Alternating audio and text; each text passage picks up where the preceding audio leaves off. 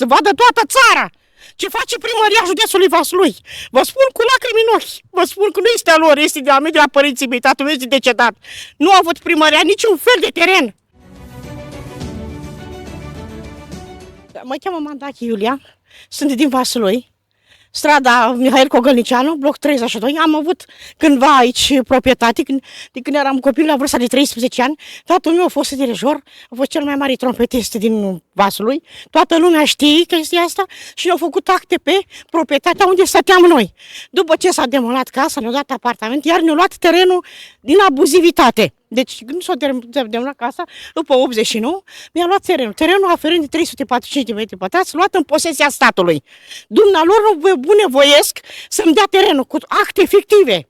Au spus că nu se poate și nu se poate. Am avut atâtea procese pe rol. Am fost la Iași, mi-a amenințat avocatul, Pimitoșerul Ciprian. Mi-a zis că dacă îi dați terenul și faceți ceva, o să mulți cu o moarte. A spus, Doamne, eu am 2 copii. Eu am familie. Și mi-a spus ce îmi revine. Îmi revine un bloc cu 2 etaje, încă de 10 ori mai mult.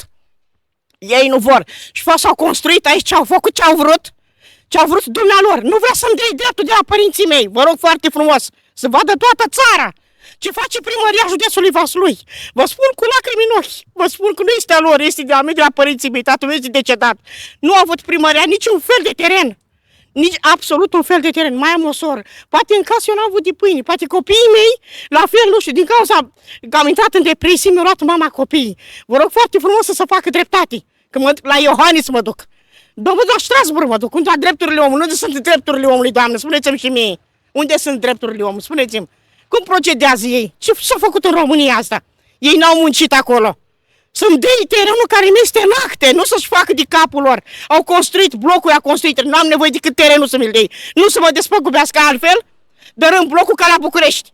La București s-au construit un bloc pe teren, s-a dus foarte frumos, s-a dărâmat omul, că nu am nevoie de bloc, scoateți locătoarea afară și mi-mi dați terenul. Așa o să procedez și eu, să știți. Vă rog să se facă dreptate, vă rog foarte frumos. Faceți ceva să vadă toată țara și fac hoții ăștia. Să se facă dreptate, nu vreau mai mult, nici mai puțin. Să vadă toată țara ce se întâmplă.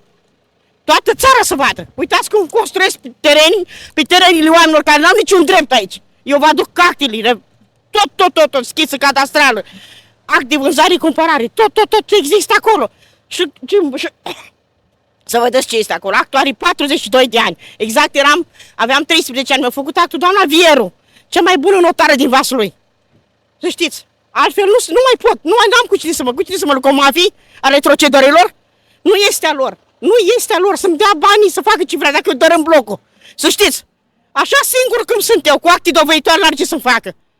Ori să se ducă să fac ce știi, pe mine nu mă interesează. Pentru că trăim într-o țară, într-o România. Pentru ce s-a luptat, Doamnă?